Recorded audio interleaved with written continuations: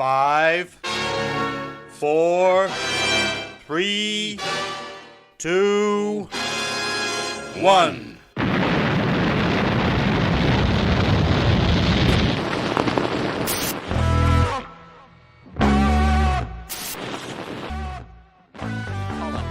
the edge of the box is Madden. Madden trying to manufacture the shot, gets it away, it's there! Oh my word! What a goal from Paddy Madden! The Irishman strikes again! And is that the goal that's going to send Stockport County back into the Football League? Oh, I usually have like a witty intro or something, but I just can't stop laughing. County's unbelievable historical record here at Valley Parade looks to be continuing. Oh, terrible slip by Songo. What on earth happened there? He lost the ball about 5 times there. It's utterly bizarre. That's the strangest thing I've ever seen. Just glitched almost. Glitched. Hello and welcome to the Stockport Award, the show that is absolutely astounded by the step up in quality in the Sky Bet League 2 with me, Nick Lee, and that man over there, Russ Johnson. Russ, how the devil are you, fella? I'm all right, mate. How are you? Yeah, it's good. Isn't it? What a difference a win makes as the song nearly goes. Yeah, exactly. Yeah, exactly. Twitter's just been such a lovely place this week already, and it just I won't after get that one far, win. mate. Well, I don't know. You get Doncaster fans angry because you're taking a mick out of a club they have nothing to do with. I know, yeah. That was a bit weird. If you are joining us and you're wondering that doesn't look like Tom Bennett, no, it's not. That's Alex from DN65? 35. DN35. Sorry, that great postcode that we have to borrow from Doncaster. Oh, is that? I was going to ask you what it was. Is that what it is? We're not big enough. We're not big enough to have our own postcode. Right. I always wondered what it was. Tom Bennett will be joining us around 7:30, so we're going to have a Grimsby preview first with Alex. Then we're going to have a bit of chat ourselves about Bradford last week or Saturday, and we're going to do the competition draw live on air. And that's never gone wrong before, has it? I'm so excited for that. So yeah, I'm sorry, Nick. Did you have? Was that your intro? Did you have is that it? Yeah, I mean, that's good. You know, I thought you were going to be this week because of that. It's just sent me west. I must have watched it about 800 times. I thought you were going to have better productions values and have that Paul Rudd mean of us just going, just look at us. Who'd have thought it? Not me. Well, maybe you, not me. If I'd not been scrabbling around at 6:58 to get the clips ready, then that was next on my list. But okay, good. We'll save it till FA Cup round 1, shall we? When we're absolutely. Each other. Yeah, I'm looking forward to it. We have got some nice clips actually just ready to go now, haven't we? We've started building up a bit of a library of clips, which is pretty good. So loads of stuff to look forward to. But first, Alex, Grimsby on Saturday. How's your season started?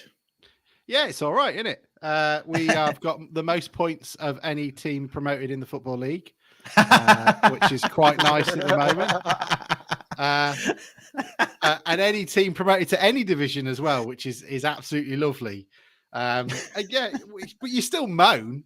We were still whinging last week, and it's going great, and we're quite defensively solid, and it's all a bit like that. There's no sort of Ian Holloway bus blowing things up, and there's no massive dramas going on at quarter to midnight on Christmas Eve. So it's a bit dull. It's all quite competent. If you're on the Starship Enterprise and nothing happened in the episode because everything went really well. It's basically like that. That sounds horrible. Yeah, it's an episode of the just comes in, meets their targets, and then goes home. That's it. So I'm sensing that you're missing the Vanna drama a bit.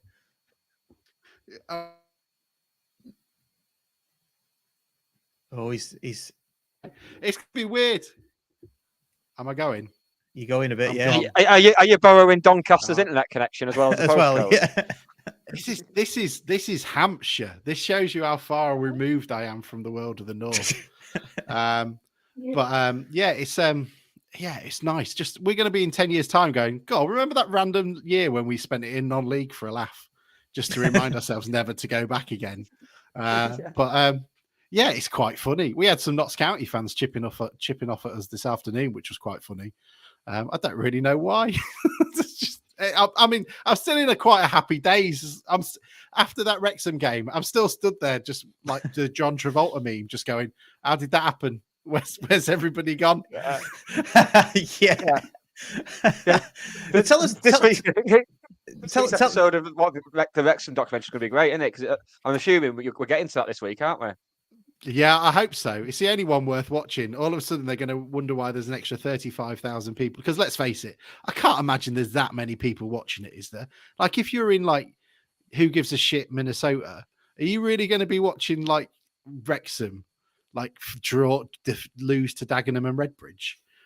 It's like Ryan Reynolds is in it every now and then, but like Green Lantern was shit, and that had a half decent storyline. What's he gonna do with this thing? Like, I don't understand it. But it'll just be loads of Grimsby fans watching it again and again, and I'm sure it'll be. We were talking about it, Russ, weren't we? I've noticed some little subtle things they're putting in to sort of make us sound bigger than we are. So in the first couple of episodes, it was like these two great historic football teams, neither of which should be in this league. It's like, well, thanks very much, but we fucking were here. The another one where they made up a random league table and we had like 98 points. Go, look at that, we've never had that many points. Everyone in town screenshotting it, going, that's what glory looks like. So I'm sure it'll be like that. Do you think there's going to be lots of slow-mos of the long throws, isn't there? There's going to be lots of that going on. But do you think they'll just like brush over it like they did with our title win? It's like, it never happened. Yeah, it'll just be like, oh well, we'll go again, come back stronger, lads. The crowd was great. Hang on, my camera has died. Hang on, give me 2 secs. I'll go to the less sexy one. While you do that, was you there for that game? No, I didn't get a ticket. I had to watch it at home. I saw Rob Beckett get it. Poor Lloyd Griffiths was fending off grief left, right, and centre. Why is he there? So look, I had a ticket and my mate couldn't come, so he was the only one with me because I was on his undercard. That was quite amusing. It was just I was just at home, just going, look what's going on in the telly. So I don't give a shit. Can we go to Aldi? It's like, I won't be able to walk again. This is amazing. I'm having this sort of small human fit in the corner of delirium where everyone else in Hampshire doesn't care. And I'm just walking around with the biggest grin, running up to some poor fucker with an Aldershot shirt. I'm going, have some of that. When I was watching the results come in this Saturday just gone, and obviously Wrexham beat Barnet 7-5. I turned to my girlfriend, I was like, oh, that'll be good for the next series of the documentary. And she said, oh, are they doing another series? I was like, well, and that got me thinking, like, are they just going to keep doing it? Yeah, I think so. Keep bottling it every single year. Like, how much more mileage can you get out of it? There's only so much mileage you can get out of a 0-0 draw with Kings Lynn, isn't there, really? Let's be entirely honest. It's like, our highlights struggle to get 3 minutes out of it, so they should be applauded. Enough about Wrexham, because we're not here to talk about Wrexham. Let's talk about Grimsby and County. Saturday's match. First of all, we've been asked how many are you bringing? Phil Lloyd says sold out ages ago, freezing our arse off on an open bank like it's Bromley away. So what's that? Is that 1,200 then? I don't even know. Yeah, 1,300 I think. 1,300. Yeah, everyone was chipping off about it as they always do, going, we've only got that many. It's like, look, because now we've got extra fans that have shown up going, oh, is this Blundell Park? Is it? I was wondering where it was.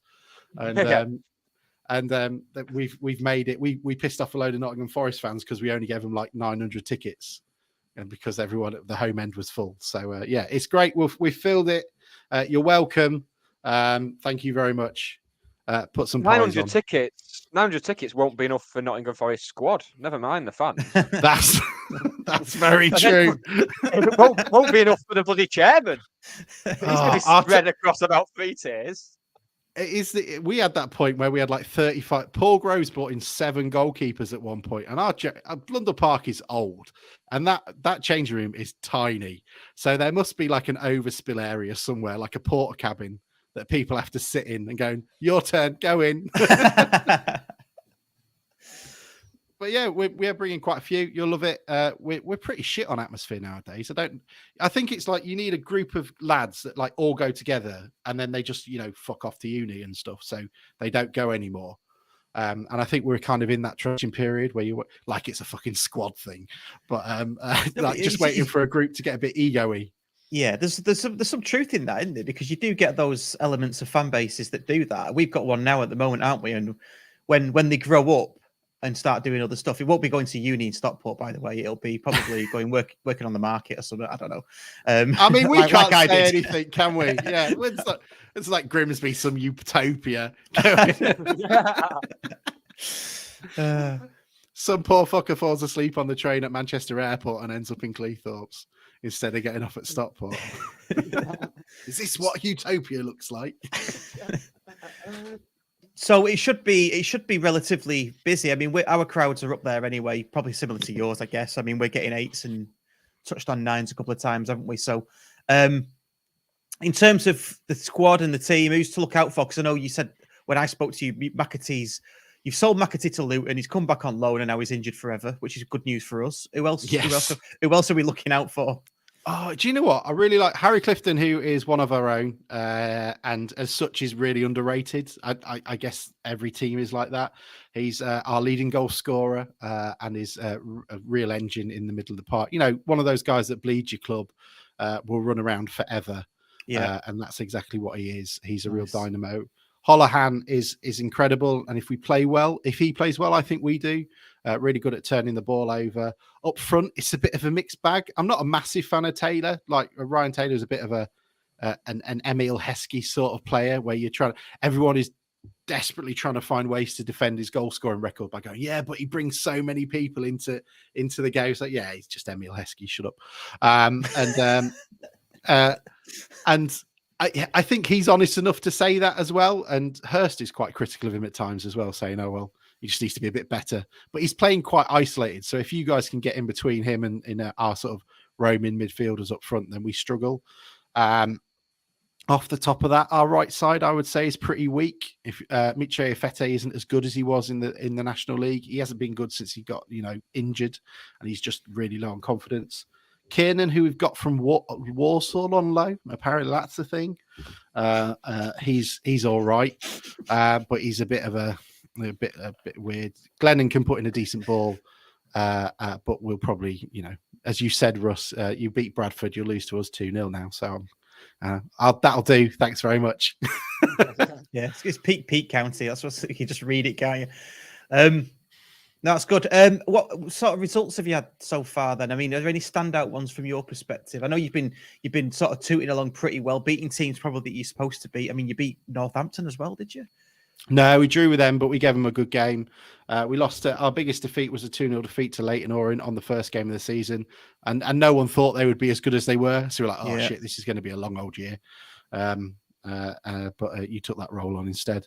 And they scored a penalty and a decent strike. They seem to just pile it in from 35 yards out every game, every time I see them on highlights. We beat Crewe 4-0 in the League Cup, which was pretty comprehensive. We've played Mansfield off the park in those ones, but in the league, our game against Newport County away was probably our best performance. We won that 2-0. Could have been 4, 5, or 6. It was a really decent game, but we're a bit of a Jekyll and Hyde team. We're proper mid-table. At moments you're going, playoffs are on here. If we can, we're doing all right. And then the next moment going, this is awful. I hate everybody. I miss Weymouth. And then it goes back to being like that. But it depends on what turns up on the day. We're better away from home. Home, we've only one game at home all season. Away, we've won a fair few, but we've played some pretty dicky teams. Sounds good. Sounds good for us. It'll be boring. So yeah, it sounds like it. Ryan Morse said no mention of Luke Waterfall. He's surprised at that. I mean, he's a sexy centre back. There's not much else you can say. He's just like, he'll head anything. He's like that. He's that video. I'm just working memes apparently. That gif of that woman who just proper batters the bus shelter with her head. Oh with her yeah, head. I've seen that. Yeah. He's like that. He's like, no, you're not meant to open doors like that, Luke. Oh, sorry, I did bad. But he's great. But we're not scoring many from set pieces, and that's where it was. And Cropper, who came in, who I thought used to play for you guys, he's injured still as well. So we don't have that massive throw that Wrexham spent 300,000 on, and we got for free. I think we had this discussion last time you were on, but I don't think Cropper did play for us. No, he played for Chesterfield. You humiliated me. And here you are doing it again. Yeah, well, no, I thought I corrected myself, saying I thought he played for you, but he didn't. Okay, Yeah. so I'm miles away. It's all right. Don't worry. So Look, I'm happy. I'm happy to give you whatever you need at the moment as you languish in the bottom half of the table. But if it makes you feel better, I'm happy to be that punching bag. So if you need it, that's fine. But don't go too close to that edge. No. Because Crawley's got that sewn up. Yeah, well, my theory in the League Two is whatever is the most basket case club off the pitch is the team that goes down. And I thought Crawley, because they raised 3 million from a load of crypto wankers. It's not real money though. Yeah, well, no, they spent, was it like NFTs to buy their third kit or something, and they made 3 million off it or something. I was like, okay, don't get me angry. Sorry, I thought, they'd be all right, but they're proving us they were really shit on Saturday. They were shit. It was very funny. You should see our third goal if you want to laugh. It's not as funny as that Bradford moment, but our daddy long legs of a player, took out 2 of theirs, and Taylor's like, all right, I'll put it away. Thanks, lads. Much appreciated. It's brilliant. The embarrassing thing is we got beat by them away 3-2. Oh yeah. So, right, finally, score predictions or outcomes. Outcomes. 11-all. I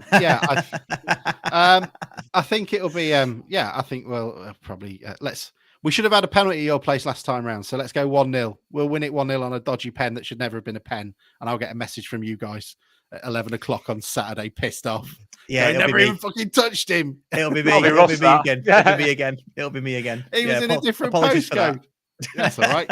I'll take it. I'll screenshot it and put it up. Okay. Oh, love it. Right, Alex, thank you so much for coming on. No problem. Enjoy your new player that you really like. Will do. Who's that? What? Paul Bennett, in it. Ryan Bennett. What? Who's the guy that's coming on that you love? Tom Bennett. Tom Bennett. Yes, I will enjoy that. I just lost me. I just got lost then. Sorry, I said new player. Well, yeah. It's not a new player. It's not a new player. That's what threw. Could he play now though? That's the question. How old is he? Absolutely, a 50 odd. Yeah, definitely. Yeah. I always thought that when they had 5 subs and we were really shit that season. We went down. I said we should just bring the legends in, play them all for 10 minutes, just roll on, roll off. Yeah.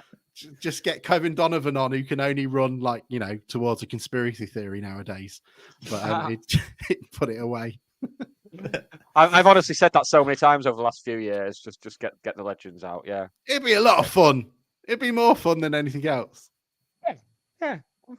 One for the purists. In our case, though, in National League North, towards the bottom, they would have done a lot better. I would have thought as well. See, that'd have been far better. Like when you were going, I can't even remember how shit it was, but when you were going down, it's just just bring them all back. It'd be a laugh. And halfway through half time, passing them a pint, you go, "Hey, we lost 5-0, but such and such fell on his ass," and that was hilarious. Love it. Right, we need to crack on. Right. Cheers, Alex. Thank you so much for coming See you on, later, guys. and we'll return Cheers, the favour when we come to Blundell. Ta-ba. Cheers, mate. See you later.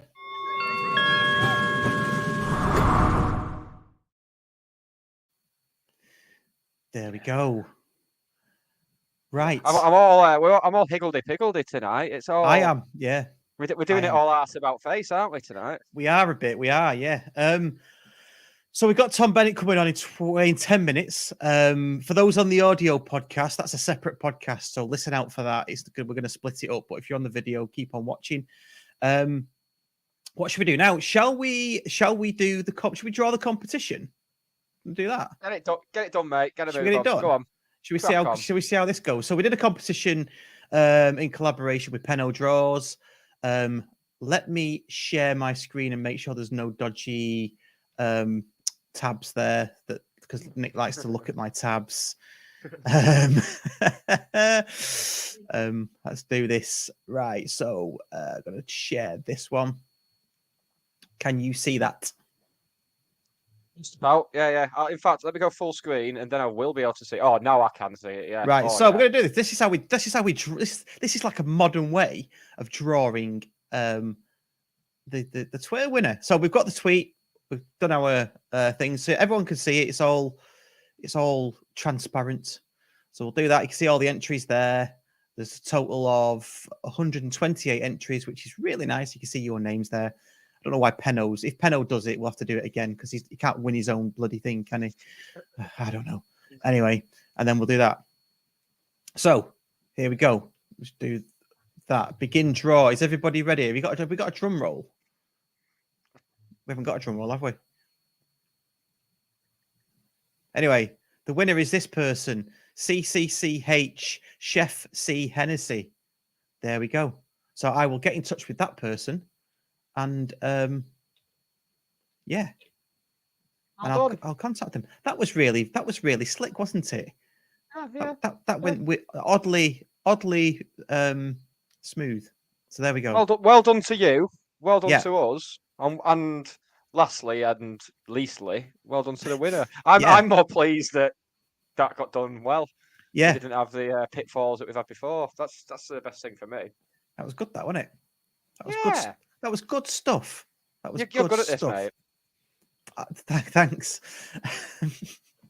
And next week, you can win £20 off your fuel bill for the month. Yeah. We're gonna spin it. We're gonna spin it on a wheel, the wheel of wonder. Soz Oldham lads, we're taking your wheel of wonder. You can win my pint of Bacardi and Coke the week after. What, drunk or? Before you've drunk it, Coke if it was drunk, yeah. I'll come round to the house with my pint glass of Bacardi and Coke. Right. Well, it's not Coke. It's Aldi's Pepsi Max. But that you see, that's just as good, isn't it? I always think the Bacardi's the main ingredient, really. That's it. I always think that if you're doing alcohol with any sort of thing like that, you can just choose whatever Coke you want. It doesn't really matter, does it? Same with lemonade. Yeah. Just get down you and shut up whinging. Yeah. Exactly. Projecting. I haven't said it yet, so I'll say it now. Please do like and subscribe if you haven't already. Like the show. We're currently on 16 likes. Let's get that up, please. It does help us grow the channel. If you're listening back on the podcast, please do review us on Spotify, review and comment and rate us on iTunes and whatever podcast player you are listening to us on. Please do whatever the equivalent is on that. That'd be really good. Thank you very much. We are part of the Acast Creative Network now. Yeah. We are on the fan network for TalkSport, representing Stockport County. And we are finalists. We are finalists in the Northwest Football Awards for Best Fan Created Content. Yeah. We're not going to win, but we're going to have a bloody ruddy good night out, aren't we? We are. I just want us or the Oldham lads to win. That's what I want. Because that City Extra, like, they get 15,000 likes just for putting "Ooh Haaland" or "Ha Ha Haaland" or in something. Haaland, good. Oh, what a hot take that is. Yeah, like 17,000 likes. And we had our first viral tweet over the past couple of days, didn't we? So thanks to All Things County, because he or she clipped the lad falling over that we played at the start of the show, and I shared that video. I didn't clip it myself, and it wasn't an idiot like that. We got 4,500 likes. I think the video's got like a million plays of the video. That's wild, isn't it? I mean, 856,000 have been from me. I'll be quite honest with you. I will never tire of that. No, never. Before Tom Bennett comes on, should we just have a quick chat about the Bradford game then and that falling over? Yeah, what do you think of the game? Just a perfect away performance. Everything. From watching the stream, the fans, perfect. What an atmosphere. The substitutions from Dave Challoner, particularly just after half time, perfect. The way we dug in and got a result at I think even if ourselves and Bradford were both top 3 right now, as the bookies kind of tipped us to be, I'd still have assumed we were going to lose there. That's one that no matter where you are in the league, you kind of look at it and think, well, we'll probably lose there. I'll take a point. So to come away with the game management as well. Yeah. Mark Hughes has described it as time wasting, but it's time wasting when you lose. It's game management when you win. That's just one of the unwritten laws of football, isn't it? Absolutely magnificent. Obviously, you were there, so you'll have seen a bit more than me. How was it for you? Yeah, really, really good. Bit of a, I wouldn't say emotional moment, but bit of a moment when we walked in because my lad's first game was at home to Boston, and I had to take him out after the third or fourth went in. I think we lost 4-1 because he was crying too much. And all through in growing up, I was as well. Yeah, all through, and it was 2014, I think. All through and growing up and watching county, I've always said to him, "Look, we're a football league club. Look at it. We should be playing teams like not so much Bradford, but teams in League Two, in League One." And he was looking forward to Bradford away from the start of the season once the fixtures were out. And when we got there, he just went to the top of the stairs, as he did with the other ones, as he did with the away matches, and he was just like, "Wow. That is a ground." It is a proper ground. It's a proper ground, yeah. And I'm not getting all tin pot about it. Oh, we've beat a big club. No, we should be playing Bradford, and we should be beating them, or we should be playing them on a level playing field, and aiming to get results from them as they would us. So it was a nice moment. It was good. Good singing from the fans. Didn't shut up. Apparently, a coach broke down. My mate Colin Garlick said that their coach broke down. I think it's Cam, is it, who's got the drum? They had to sign loads of paperwork to get the drum in. So they came in, I don't know how, after 20 minutes or something, 25 minutes. God knows. Health and safety, innit? Bloody world's gone bonkers. Yeah. Some of the comments are coming in. Half a ground for me in Dowden, and County 1883 thought it was quite run down. I wouldn't say quite run down, but it did need a lick of paint, definitely. But that's the case with Goodison Park, and I am going to be gutted when that's no longer in use. Goodison Park and Main Road, for them two grounds to be gone is just it's a tragedy for football for me.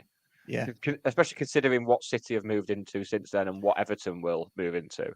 It's good old fashioned. It's one of the closest you get into an old fashioned ground. Like you said, it does need a lick of paint. I went past about 6 months ago on the way to Leeds, and it does need a bit of a lick of paint. But that gives places more character for me. Same with Edgeley Park when we were in the National League North. It was kind of like, it's got that character, hasn't it? Yeah, absolutely, absolutely. So it was a really good match. Played, like you say, game management. They did things that other teams do to us at Edgeley Park when they're in the lead. Not picking the ball up when it's a throw in and all that kind of stuff. All that malarkey, I'll call it. It was quite nice to see, and we played it out. And then obviously you get the guy falling over at the end, which was it summed up their day basically. And as a special mention for Paddy Madden taking 3 weeks to get off the pitch when he was substituted. Big fan of that. That's my type of thing. Yeah. And giving it out when he scored as well, to the point where it was mentioned on the commentary. He taunts the Bradford fans like, you love to see it, don't you? Yeah, been a long time coming. This does. You do. Okay, our esteemed guest is backstage. So, shall we bring on the scorer of this fantastic goal? Shall we? I think we should. Let's do it. Let's show the goal, shall we? And then we'll get onto it. Trying to create some space and gets the cross in, but it's away by Brabin. Bennett, still Bennett. Great strike, great goal! Magnificent individual effort from Tom Bennett. It's 1-0 Stockport.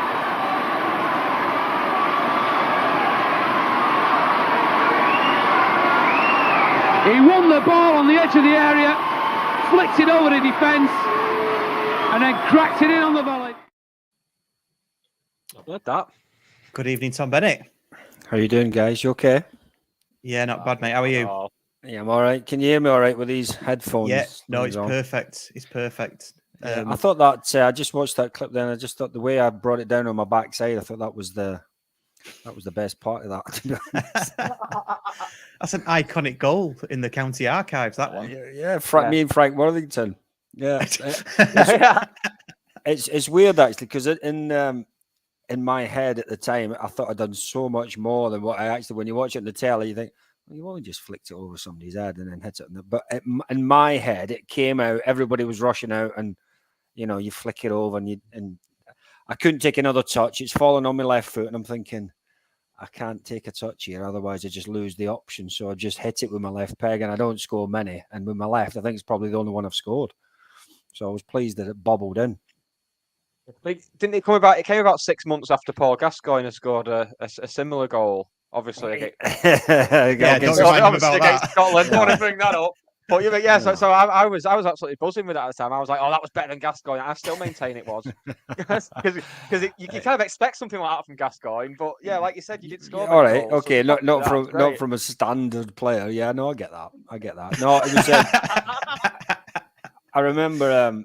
I think when Gary Megson, because he was the Blackpool manager at the time, and I remember him. He talked to me about that goal when he was the manager, and I think he was more than annoyed because we beat them 1-0, and that was obviously the goal that won it. And he said at the time when he scored, he said, "How can we let him score a goal?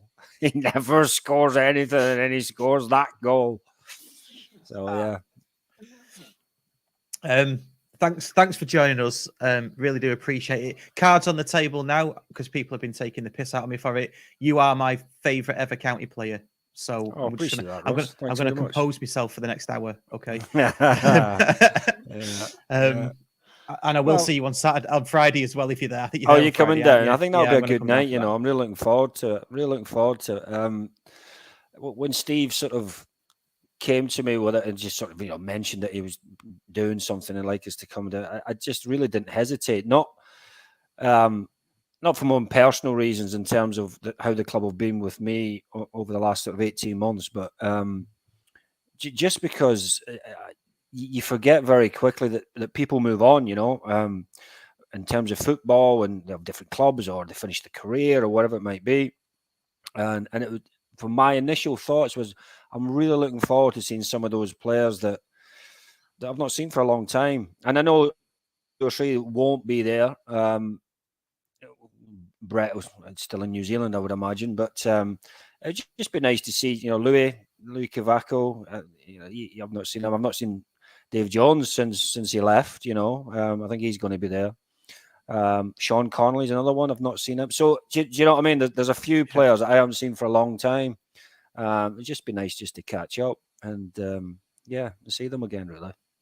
So just picking up on something you said then, you said how the club have treated you in the last 18 months. What's that been like? How have they treated you in the last 18 months? Well, I know it's I don't know if many people know. I lost my son 18 months ago, and we were trying to, as time was going on, probably in the last, as you get your head around it and so on, we wanted to raise some awareness of well-being and young people. And look, we found out, and sometimes this is what happens, especially with teenagers and parents, we found out that Luke was really quite instrumental in helping some of his peers who they were struggling, they were struggling with various different things, and he just seemed to galvanize a lot of people, Luke, and he had that personality about him, and we just wanted to do something in his name, really, So we just started a fund, a well-being fund, if you will, for the school, so that they could then outsource independent specialists really to come in to do various different sessions for kids that they might not necessarily get because of the funding that the schools have and so on. So that's something we've started, and it's something we'll continue to do. And I phoned up Steve, and I just asked Steve Bellis, I just asked him if he'd be willing to put a little link into the program. Really, that was all I was after. But he invited me down, and he put a bit in a good page in the program, and we got buckets round the ground at half time, and then the club itself, whatever we raised, they matched as well. You know, Nice. the supporters club, and I thought that was just incredible, really. You know, so yeah. So I've got a lot of time for Steve and a lot of time for the club as well. I've always have done, but especially over the last year or so. No, that's really good to hear. Yeah, if you send us links as well, we'll push anything out that you need us to push out. Oh, great! Yeah, that'd be good. Yeah, absolutely. Okay, what we were going to do is just talk about you as a person, as a footballer, and sort of your journey through county, really, and then beyond. Because I think you're a bit of a Walsall legend as well, by all accounts. I don't know. Do you support Walsall as well, Ross? Is that what it is? No. I'm a one team man, me. I'm one team man. Yeah. One question I wanted to ask you before we get into the chat is, who do you actually support? Rangers. You support Rangers. Okay. No, Glasgow Rangers. Yeah, all my family growing up were all Rangers supporters. My dad, my granddad, and so on and on you go. Falkirk was never really. It was always you were very close to Falkirk in terms of where I was born, and ordinarily you would think Falkirk would be a team somewhere in the background, but for me, I think it was all about just the best team, and the best team was always Rangers or Celtic, and it just happened to be that you got tied to Rangers very early on, and I never really followed Falkirk at all. No, so it's always been Rangers.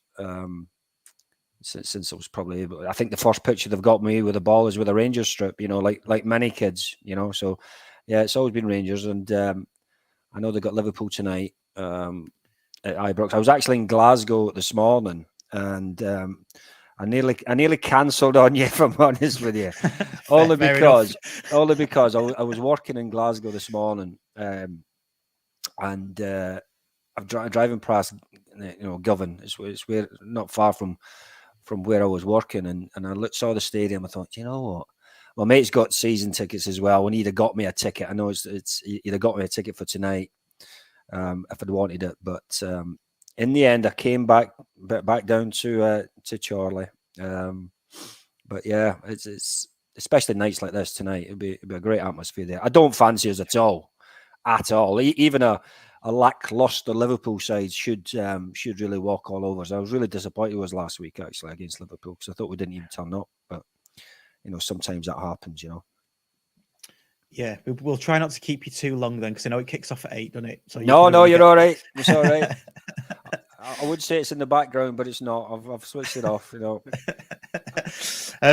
Okay, so I guess sort of looking at football, you started your career at Aston Villa. How did that come about then, being a lad from Scotland?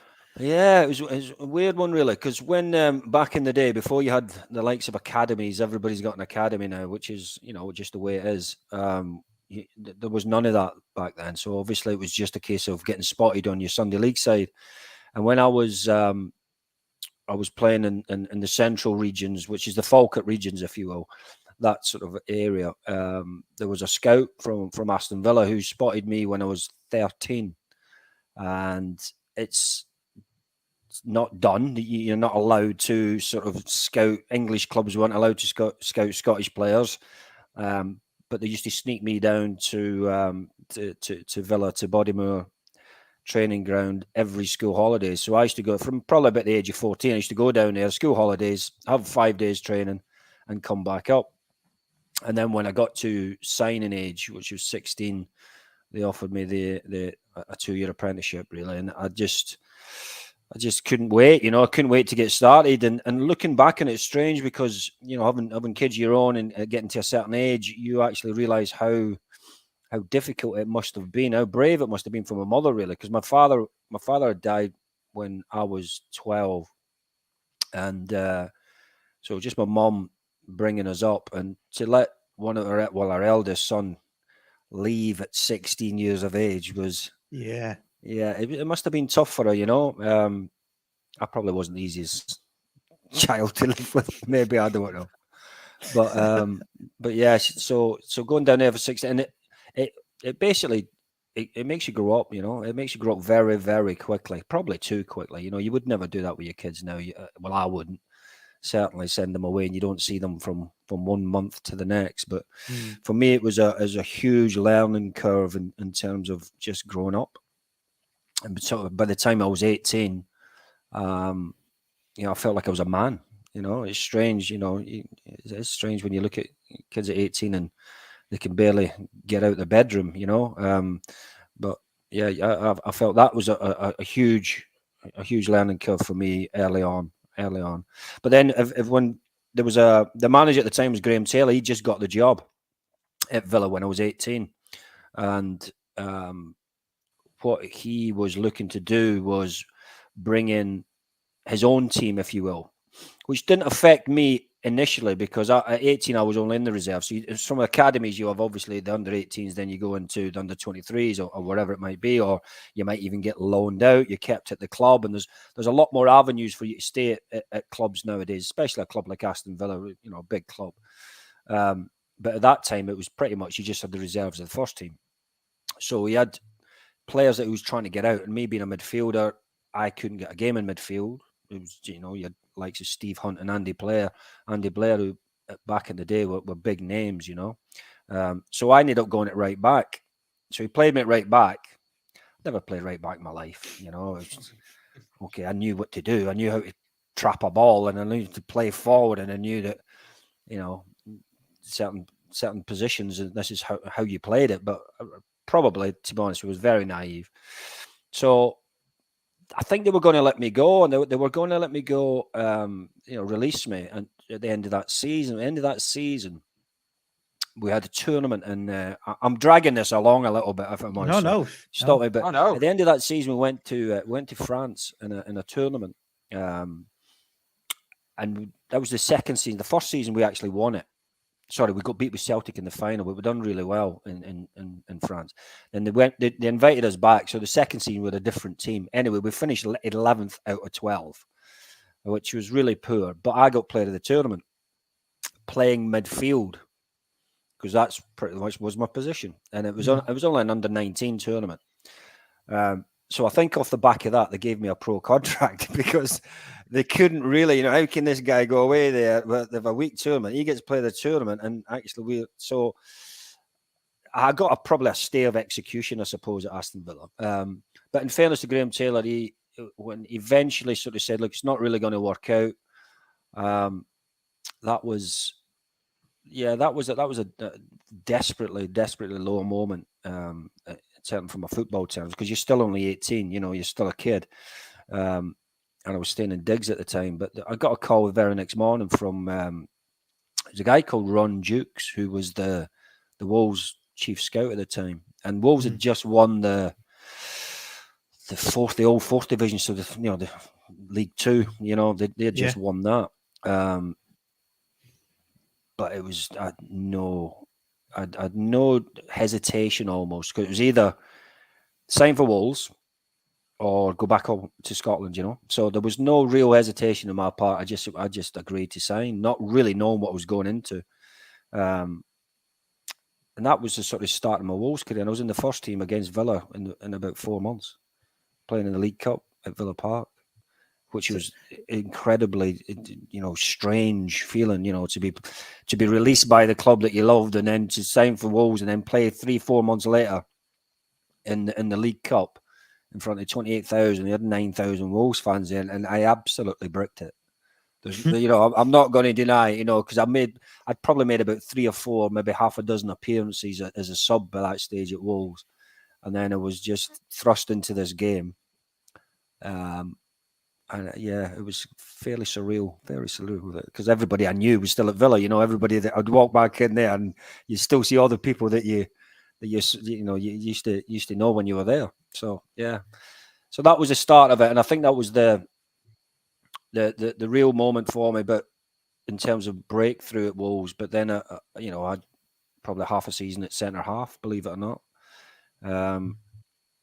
When again, it's weird how things go in terms of we're playing Villa, and it was Paul Birchie's testimonial, and Birchie, I was sub wasn't playing. So again, this is how early on in my career, if you will, but where a big centre half goes up against Cyril Regis and comes down, snaps his cruciate, gets injured, and he put me on at centre half. And this was probably the last game before the start of the season.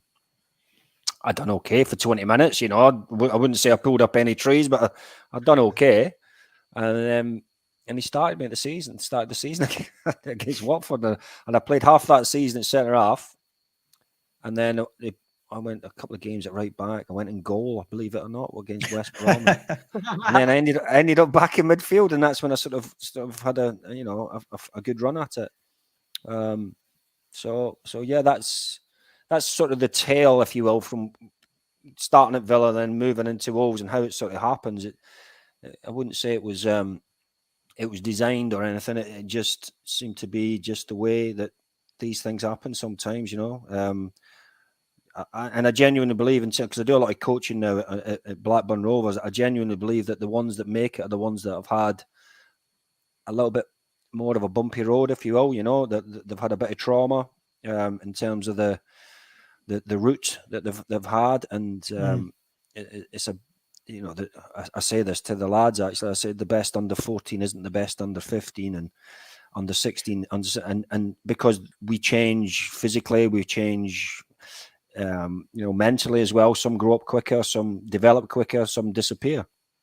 So and certainly in my case, at 17, I was nowhere near ready. But by the time I was 18 and a half, maybe 19, I was pretty much playing in the first team, physically and mentally. So the routes are different for a lot of people. A lot of players will find that as well, that the route is different. And there's very few that are, your Michael Owens, if you will, your Wayne Rooney's, they just have to have a steady rise all the way through. But even those players, even when they make it to the top, they'll still have trauma, that whether it be injuries or, whatever it might be, that then define them in terms of their character to go and push through that. Because they've got more money than they need. So it's not about that. It's what motivates you and drives you to keep that going. For me, it was, I didn't want to go back to Scotland. A failure. Do you think a part of it is building sort of emotional and mental resilience as you go along on your journey? Yeah, definitely. But a footballer, certainly lower leagues, because the financial rewards are there now. So they are definitely there, but they tend not to be League One, League Two. Hence the word journeyman, because players will jump from club to club, because ultimately it keeps them.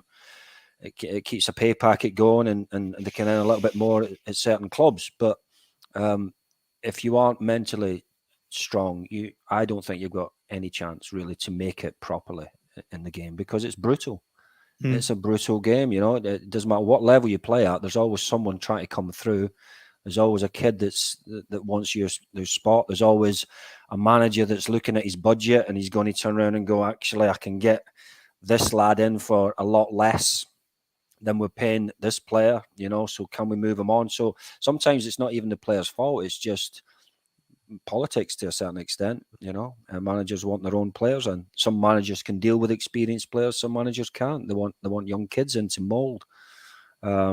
So mentally, the individual, because you are your own business, there's without me looking after myself, then there's nobody else going to do it for you. So you're your own business. So you have to look after yourself physically and mentally, or it's not going to last.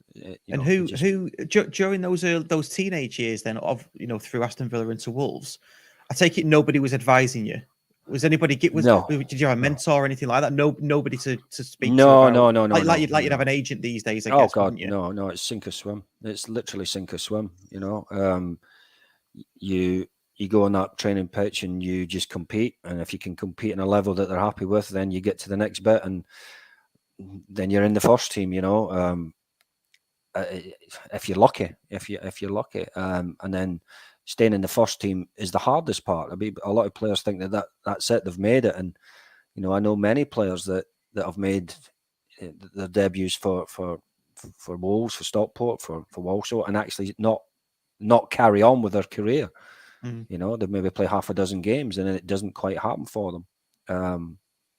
for whatever reason. And don't ask me why an answer to that. I genuinely don't know. But I think fundamentally, I think there has to be a foundation of technical ability in the player. And if you have that technical ability or that physical ability, not necessarily both, you have to have a level of technical ability to play in any league. You know, especially even now, you look at the amount the players that are going through academies. So technically, they're very good because they've had years and years and years of that development. But still, they'll end up playing in the conference. You know, and earning a decent living playing a good living playing in the conference. But the technical standard is high. So how much higher is it in the Premier League, in Liverpool, in the Man Cities? You know, the level now is so much higher as a player than I had to be, because everybody was doing the same thing as everybody's doing the same thing now. Everybody was doing the same thing then. So it's moved on from a technical point of view a lot more. But then that's when the foundation has to be there. The higher up you go, you have to be technically good, even though it's the athlete then becomes paramount almost, you know, because everybody's technically decent. So what else can you bring? So you've got, and I tend to try and break it down to sort of the three elements: your technical ability, your physical ability, and your game understanding. And I think that's what's really important. The higher up you go, the game understanding, the game awareness, you know, being able to see the next pass, anticipation, all that sort of stuff is a very high level, I think, at the top end. I mean, I watch, you know, I like watching Man City. I mean, my team in England is probably Liverpool, but I love watching Man City because we're looking at those players. You know, you look at Mahrez and he brings a ball down with the outside of his left foot from 70 yards, and you go, what? And it's almost like nobody even claps. You know, it's just like standard.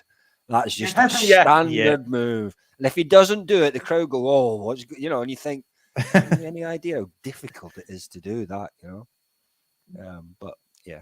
So that's the mental side of it is hugely important to keep yourself going with the trauma side of it, because you do have more downs and ups. There's no two ways about it. More downs and ups, and most players, and that's the truth, most players don't have the financial backing to be able to not worry about that. You know, that's just the way it is. So with that in mind, how did the move to county come about then? Because obviously you were at Wolves. Were you told you were going to be released, or so I had so again, this is where it seems to be fate for me, I suppose. So I was at Wolves 7 years, and the manager got sacked. Graham Turner got sacked, and Graham Taylor gets the job at Wolves. So this is a God's honest. This is a true story. I came out. We were training at Molyneux, and I came out the dressing room, and I'm walking out to the car. And as I go out to the car, he's coming in. Nobody sort of met him, but he's coming into the ground, and he stops him, and he turns to me and he said, "Tommy Bennett, you're the first person I thought about when I got this job." And I looked at him and went, "Yeah, I'll just get my P45 now." You know. But no, to be fair to him, he did. I was offered a 2-year contract, and we got to that season, that first season he was in. We got to the playoff semi-final. We played Bolton at Bundon Park in the second leg, and they beat us.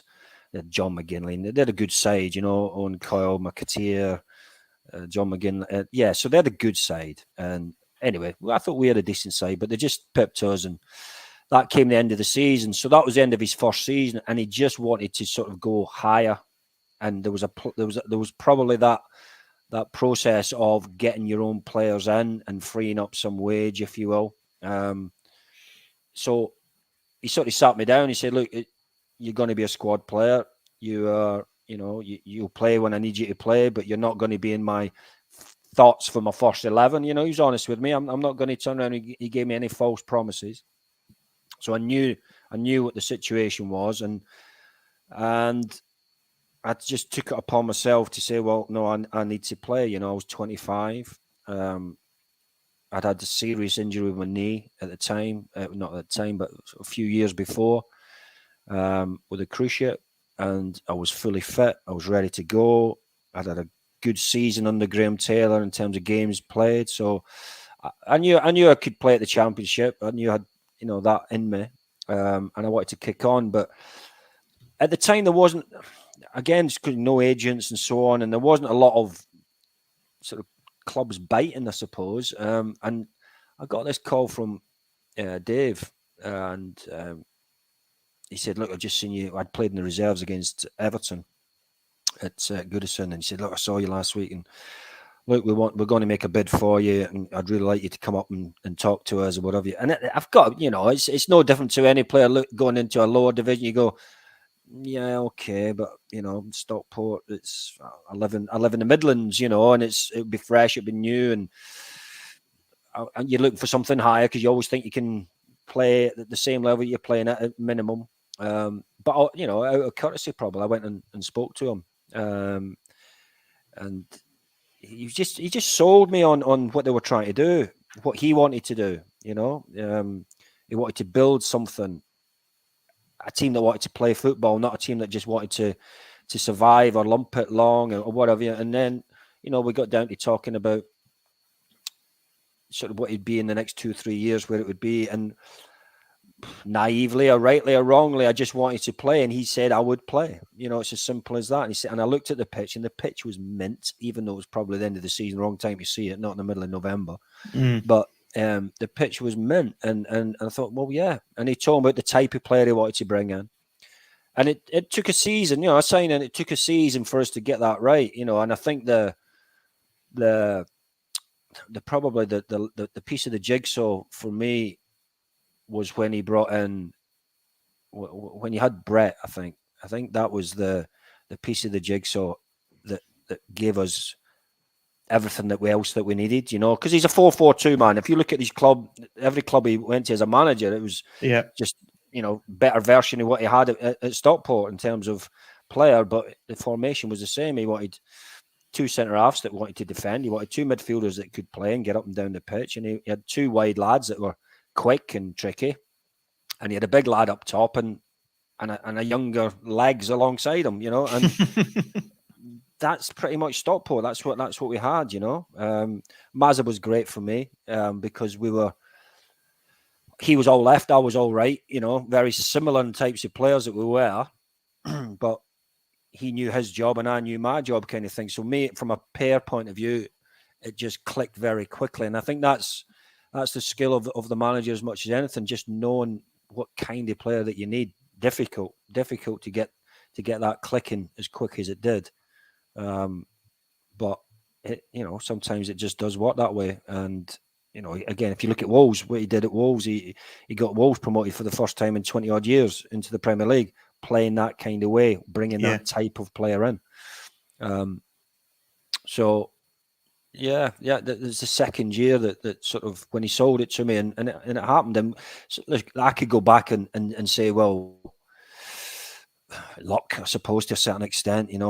We had Alan Armstrong, he signed Paul Jones. You had players that were clearly better than the level, and that was key. That was key to it. And they all stayed fit. We all stayed fit, and we all managed to get through that second season unscathed, pretty much, which phenomenal, really. Apart from little Louis, I know Louis broke his leg sort of somewhere through that, but that season was remarkable. So how many players we actually used to keep them all fit. So yeah, that was pretty much why I signed for Stockport, because of Dave. It wasn't for the fountain of fortune that they offered me. No, I can imagine.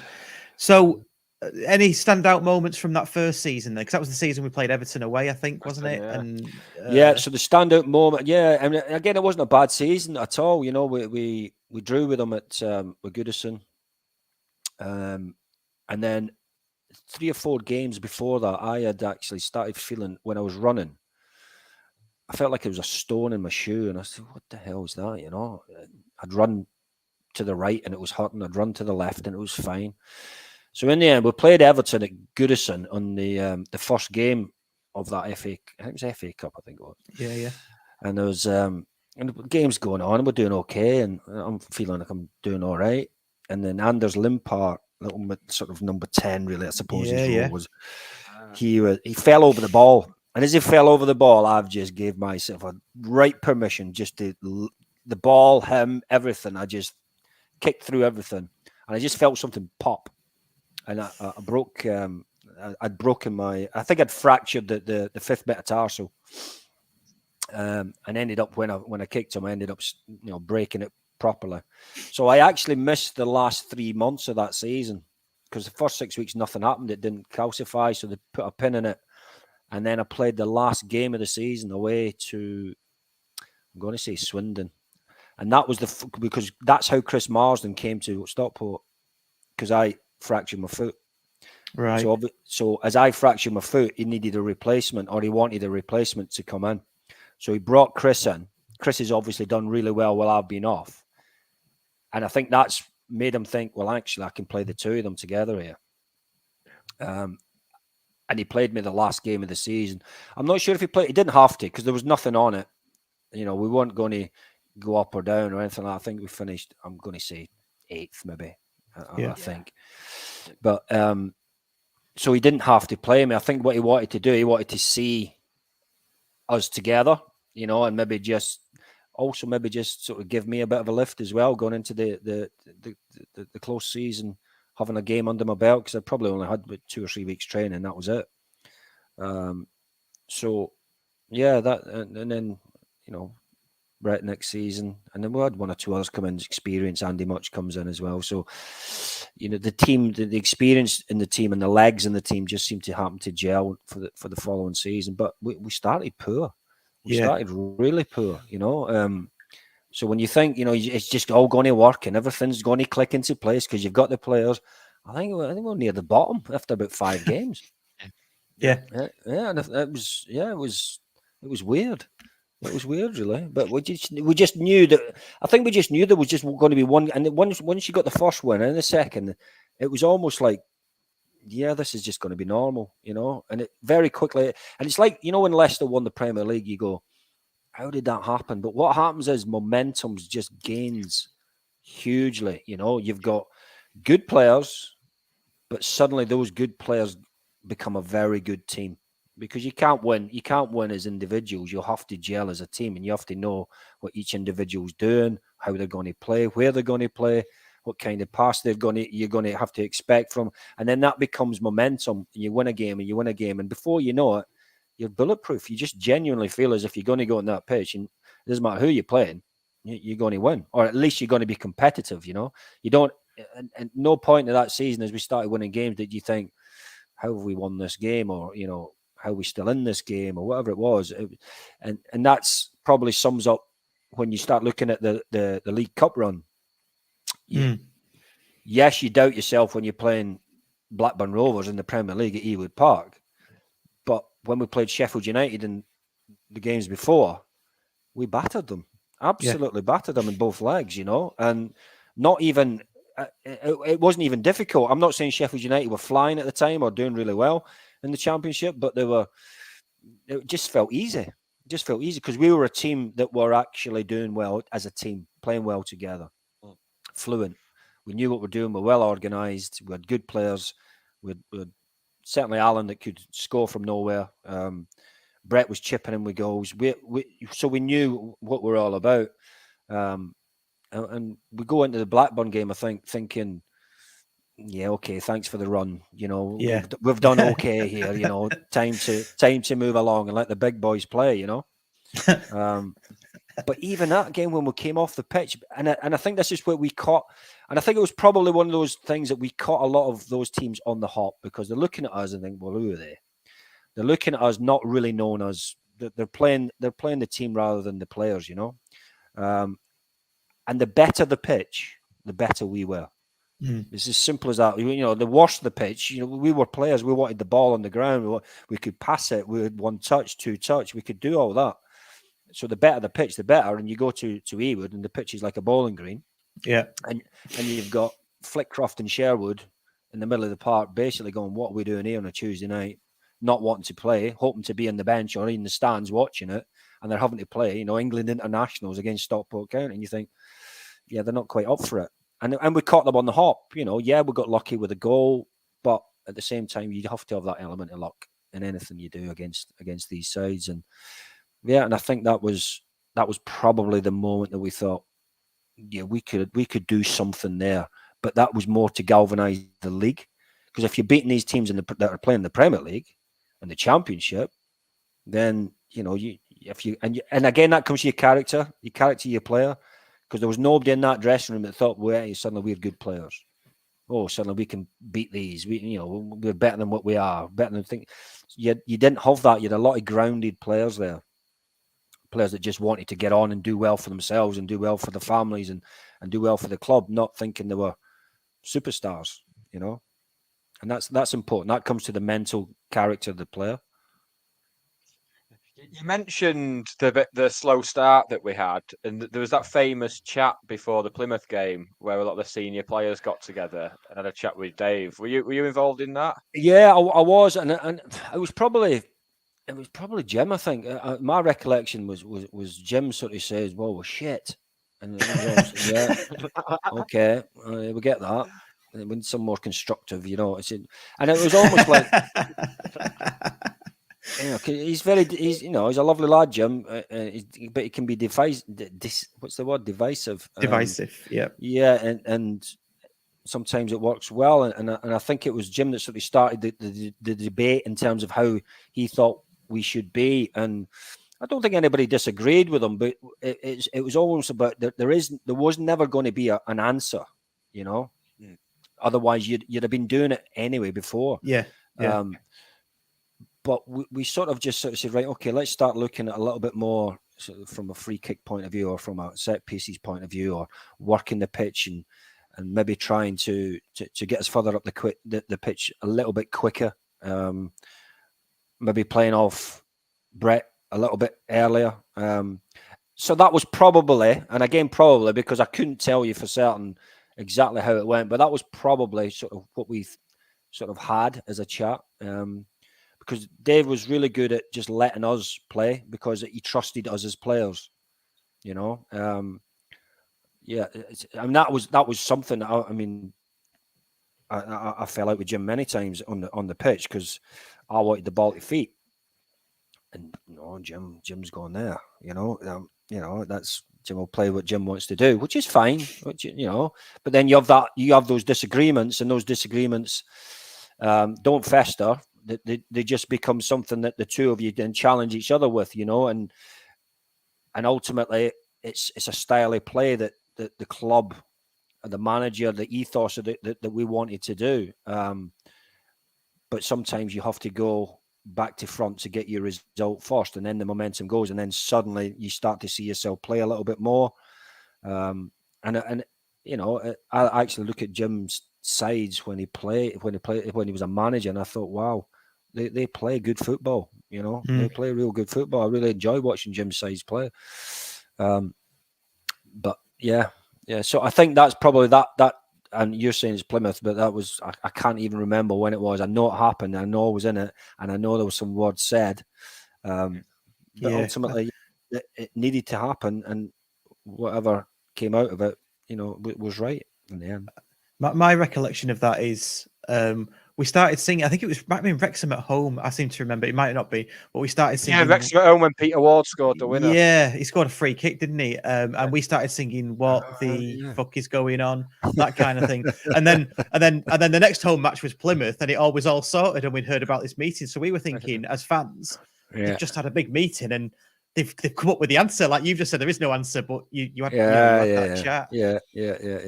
Well, yeah, and it's a small club. These things probably come out, you know, in Chinese whispers, but there's a lot of them.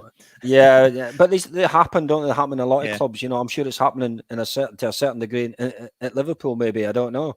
Well, what they're doing at the moment, but yeah, for us, it was just Dave sort of getting us in a room and just saying, right, what do we think is wrong? You know, because that was his first managerial job.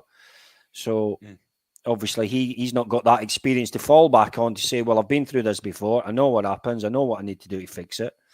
And he maybe just wanted us to just sit down and say, look, listen, how can we sort this? What do we think that's wrong? You guys are playing on the pitch. You guys see it. You guys are living it and playing it. What do you think's wrong? And, we all just sort of had a few choice words and said a few things, and we got it sorted. Worked out all right in the end, didn't it? Yeah, Yeah, it did. It did. Yeah. So we won't talk too much about the 96-97 season because you're probably going to do a lot of that on Friday, and I don't want to. Yeah, I don't. Do you know what? I'm not sure. I've not seen anything about it. I mean, I'm sure Steve will have something sorted, but yeah, all I've heard is we'll bring you all in and whatever. But yeah, I'm looking forward to seeing if there's any clips or highlights or something like that. I don't know. Anyway, you never know. You never know. Yeah. So obviously the really good season, semi-final of the cup, finishing second in the league. Was there any doubt in your mind if we would go up that season as a player? Yeah, definitely, because we felt we were the best side in the league, hands down. And Bury, obviously, they went up as champions that year, and for the life of me, I just couldn't get my head around how they could be better than us. How could they finish above us? So as we're doing well, they're obviously doing well, and we're not shaking them. They're not shaking us. But then we've got the cup run coming in as well. Yeah. And the cup run was a great distraction, but at the same time, our goal was to get out of that league. That was the goal for all of us. And me especially, not especially, but certainly for me, that was the main focus, just to play as high as you can for as long as you can. And we had a great opportunity. And towards the back end of that season, the games were just piling up.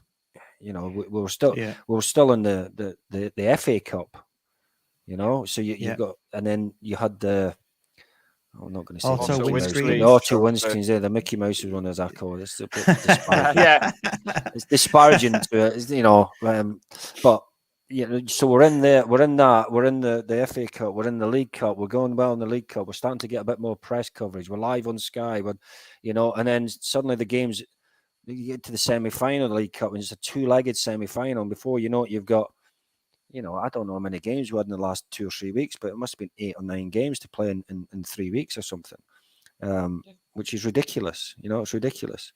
And that if you fail in the league in 2 or a couple of those games, then you dip into the playoffs. Yeah, possibility. And it was the last game. It was the second last game of the season before we guaranteed promotion. So we had a possibility of going into the last game of the season against Luton, needing to beat Luton, or Luton would have went up automatically.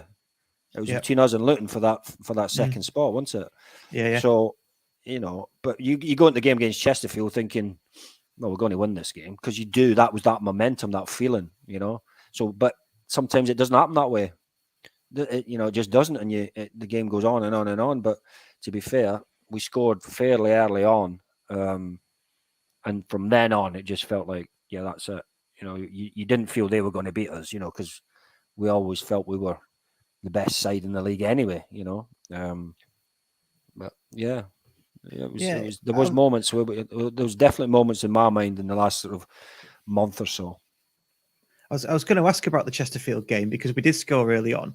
And as a fan, I don't ever remember being nervous that they would score, or I don't remember them having many chances that made me, for want of a better phrase, shit myself. No, you're right. You're right. And that's how it felt during the game. We just never put it to bed, and we just, you always get nervous when you only got the one. You needed the 3 to go to go up, and we only had the one, and you're away from home, anything can happen. But I remember I twisted my ankle about, I don't know, 10 minutes to go before the end, and I literally couldn't walk, and I had to come off. And then there must have been, genuinely felt like 15 minutes of extra time, added on time. It was just the longest period of a game that I've ever sort of felt. But then obviously you win. But which gives her that elation, and suddenly the pain in the ankle's gone. But Yeah. but we played Luton on the Saturday, so people don't know this. I'll probably Dave. I don't know if I'll mention it to Dave, but so my ankle was in a bad way, and I really shouldn't have played against Luton on the Saturday. But so I didn't train until I didn't even train the Friday before the game. Travelled down to Luton, and he said, "How is it?" And I said, "Well, look, let me do something on the Saturday morning, do a bit of a warm." He said, "If I play you and you have to come off after 10 minutes," he says, "I'm going to fine you 2 weeks' wages." Because at the time, obviously, you got appearance money, you got win bonus. So, which isn't an insignificant number, Yeah. So the last game of the season, I shouldn't have played. That's the truth of it. I shouldn't have played. But to be fair to Roger, he strapped it up to, the blood was I had no blood in my foot at all whatsoever. We got my boot on, and I think adrenaline got me through. And I played the full game. I don't tell me if a good game, bad. I would not have a clue how well I played, and I don't think I did very well, to be honest. But yeah, I was playing with a lot of pain. Just from what Flinney said to us, I was going to say, I don't think anyone should have been playing that week. The state they were in. No, we had a few drinks. Yeah, yeah, and that is one of the few times I think, and genuinely one of the few times that I've probably played. Yeah, with alcohol in my system, probably is what the best way of doing it. Yeah, not the most professional, but the game was I love won. the story about Mazza getting nutmegged by a Luton player, and the Luton player saying, "Oh, nuts," and Mazza just going, "Yeah, we're promoted, mate." Yeah. I absolutely love that. Yeah. I've got a similar story when I was at Walsall, and the lads will forgive me for saying it, but we played Reading in the at the Millennium Stadium. It was the playoff final, and we were lucky. We won the game 3-2. So obviously we get promoted and whatever. And as you come out of the Millennium Stadium changing rooms, there's a conference suite upstairs, and you can only really get to it but with a lift. It's almost like you come around a corner and there's the lift. You go in the lift and you go upstairs. So we were going into the lift. There's about half a dozen of us in this lift, and as we turn around, as the we press the button to go up, one of the Reading players comes round the corner, and one of our lads shouts, "Are you going up?" And then somebody else shouts, "Oh no, you're not, are you?" And the door just slowly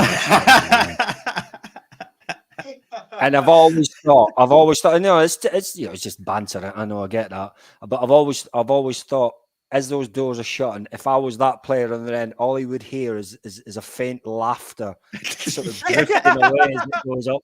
Yeah. But anyway, A bit of breaking news. I'll let you know that Rangers are actually beating Liverpool. Rangers have just taken a lead against Liverpool, which way. Wow. What a night, eh? Look, it's like Sky Sports News on here tonight. It's all happening. Should we get a ticker? Should we get a ticker going? Yeah. She'd get on the telly, actually. Yeah. God, yeah. Right. Okay. I'll get the second half. So, yeah. Then season later, after that, I think it was the season later. Life just passed me by at that age. I've got to say. Obviously, playing for County against Birmingham away, and then you suffered a severe leg break. Yeah, and again, my own fault, probably not my own fault, but it's your character, I suppose. I went into it knowing I was going to get hurt.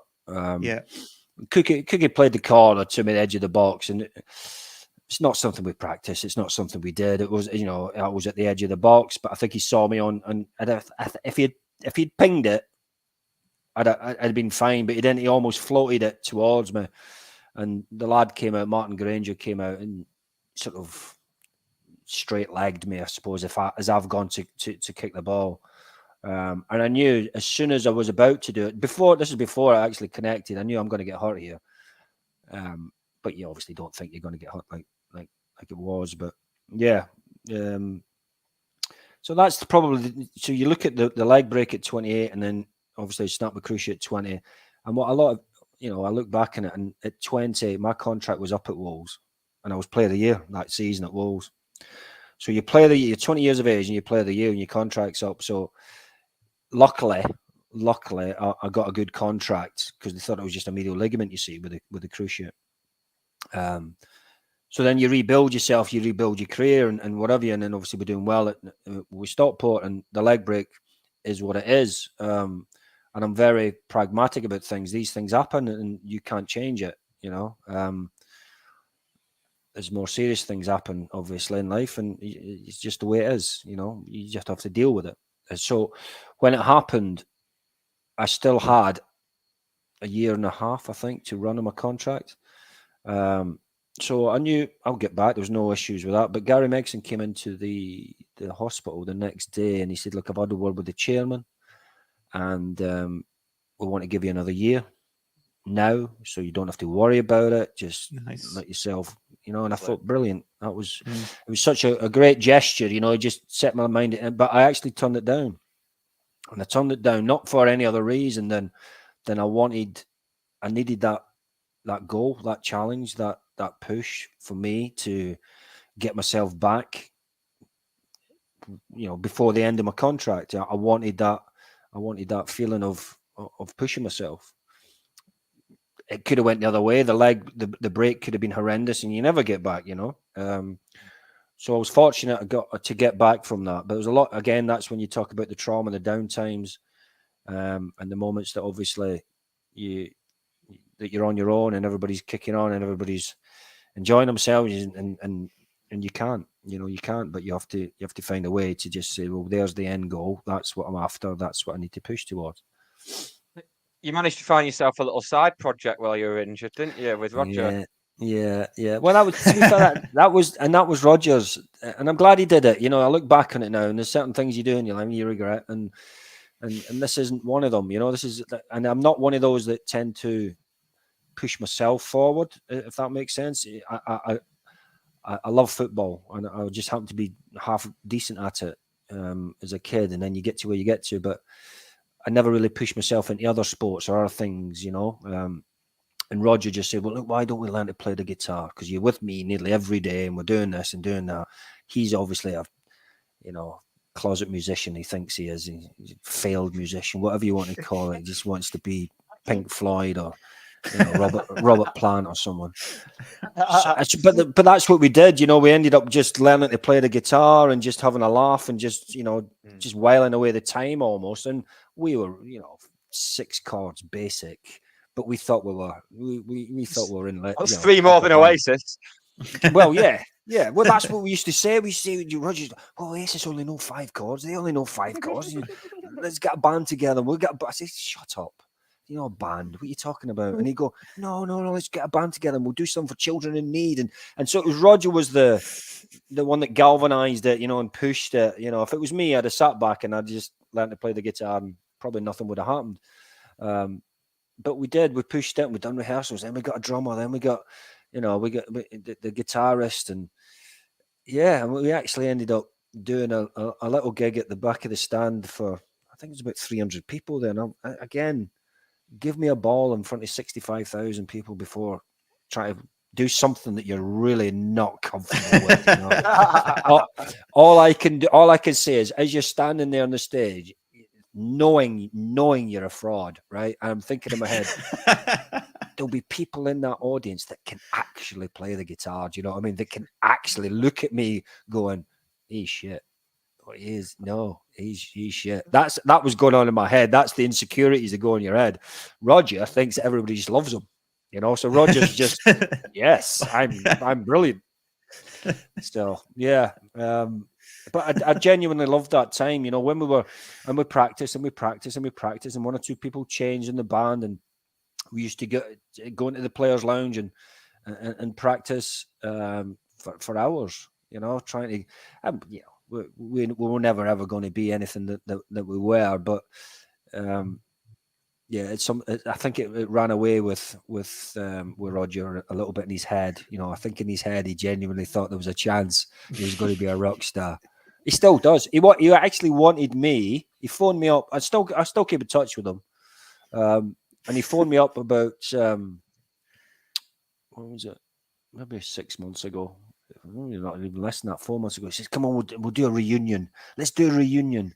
I mean, Roger, I'm 52. I said, "No, I'm not.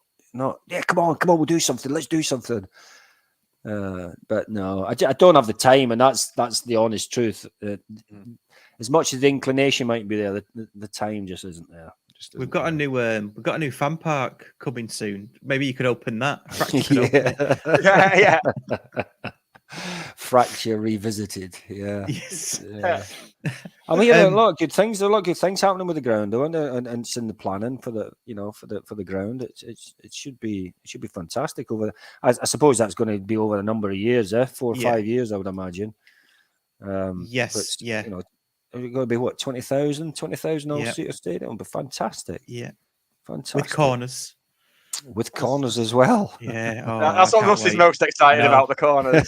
Boxes and corners. That's like a proper stadium if it's got corners. Yeah. But could you imagine it with boxes in though? I mean, I'm not like made of money, so I can't have a boxes scene. I never would. But it just looked cool with boxes that people can actually pay for and go and stand in. Because at the moment it's just cushioned seats in it, which is And it's not that, it's not the best. I mean, I go to, and I don't mean that disparage. It's just is what it is. And don't get me wrong, I've been to Burnley. I've watched Burnley play a few times, and I go into Bob Lord in Burnley, and it's poor. That's a Premier League, or was a Premier League side, and the Bob Lord stand is just everybody's cramped up, and you're sitting. Yeah, you've got a little padded seat, but really, give me some space, give me some room. But yeah, it'll be fantastic if that happens. It'll be absolutely fantastic. And yeah, but it just takes investment. The guy that's coming in at the moment, is it Mark Scott? Is it Matt Start, yeah. He seems to have his heart in the right place for the club, which is all any fan wants, huh? Yeah, no, absolutely. We've got a couple of comments in, music related comments, so maybe they mean something to you. Yeah, so this is proper musicians. Yeah. So, this one, did you enjoy Brandon Flowers at Maida How Vale? does he know? How do you know about that? He probably how saw do you know there. about that? Yeah. So I love that. Yeah, I love that. That was my brother, John Kerr. John, is he a John? Yeah. Okay. John's a classical guitarist, John, and he was absolutely fantastic for us because we just used to watch him in awe how good he was. But anyway, I'll go back to the first question. So my brother is he's in the Killers fan club. Okay, right. So this is it's not me, it's my brother, and he won these 2 tickets for to go and see Brandon Flowers, Maida Vale Studios. He phoned me up and said, "Do you fancy it?" And I went, "Well, yeah." He said, "Well, how much is it?" He said, No, they're free. I got 2 tickets. We just need to get ourselves to Maida Vale. So we went down. We got on the train. We went down, and I'm still thinking it's a joke. We're going to get to the studio, and they're going to turn around and look at you as if they say, "What are you doing here?" But no, they gave us a little wristband, and in we went. And there was 50 people watching Brandon Flowers do his debut. A few songs from his debut, or not his debut, one of his solo albums, Spitfire, I think it was called. And he was standing 10 feet from me, which was surreal, and it was like Zane Lowe's Radio Live on Radio 1 and all that sort of stuff. But yeah, how would you know that? Because it's not one of those things. Unless Carl, if you want to comment in, unless he was there with you. He wasn't with me because I was only with my brother. One of the 50 people. I mean, one of the 50. Yeah. I'd say that was probably about 150 people, no more than that. Yeah. Good stuff. We ask every guest that we have on because we're big on music ourselves, both indie Britpop kids ourselves, aren't we, Nick? What sort of music are you into? It's difficult at the minute. I mean, I am fairly eclectic, and I do like a lot of stuff, to be honest with you. And I genuinely mean that. I will listen to, Adagio for Strings. I'll listen to. Me and Roger were going to go and see the Foo Fighters. We ended up obviously not going. They cancelled the tour. I like the older stuff, listen to the 80s. So I'm very eclectic. I wouldn't say there's one thing at the moment that I am listening to. Post Malone, I love listening to some of his stuff. I really like that. So, I mean, I've just gave you 4 or 5 things that are completely different. So there's nothing really I would say that if I like it, I like it, and that's probably as much as I'd go to that with music. But, yeah. That's the same with me. I hate this idea of have people saying, "Oh, what's your guilty pleasure music wise?" And it's like, well, I like it. I'm not guilty. I'm not guilty about liking Taylor Swift or Harry Styles. Yeah. There's some you like, some you don't, and that's just the way, and that's how it should be. I think if you pigeonhole yourself to just one style, then I think you lose.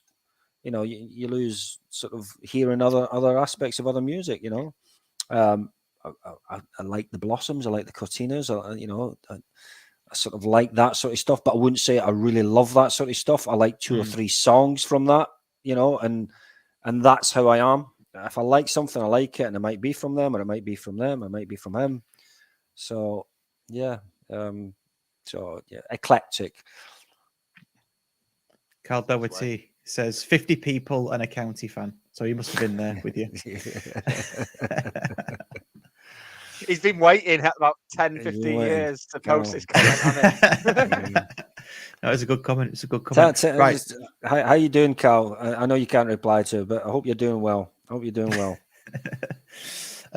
Right. We'll let you get to the Rangers match. Perfect. Yes. No, that's fine. That's fine. I've really enjoyed it. Thank you. Yeah, so much for coming on. We could ask you we could spend another hour talking to you. But we won't tonight. I'm glad there's a few stories I've kept. Yeah. You'll need something for Friday night, won't you? Oh, I'd be in trouble, that's for sure. Yeah. It's been my pleasure. Honestly, it's been my pleasure, Rush. I appreciate you coming on, asking me to come on. Anytime. No, thank you. Much. And yeah, one off the bucket list for me, talking to Tom Bennett, basically, because you're my favourite ever player. Do us a favour, we're just going to play some outro. If you could just hang around for a second sure. While we do that.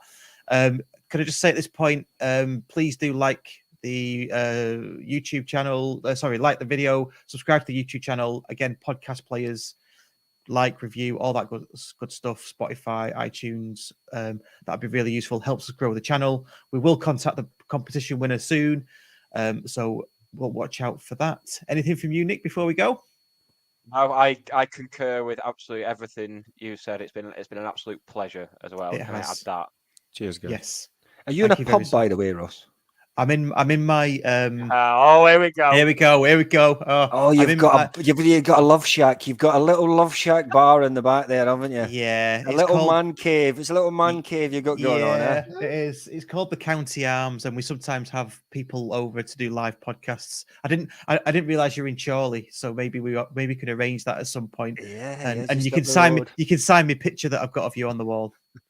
And it's getting a bit creepy now. It sounds like Alan Partridge, doesn't it? Aha. So yeah, I am in a pub. It's my own bar, yes, and my back garden. Love that. Yeah. Love that. So cheers, and yes, thanks to everybody for listening and watching, and we'll see you all next week. Cheers, thank you. Bye. Cheers, guys.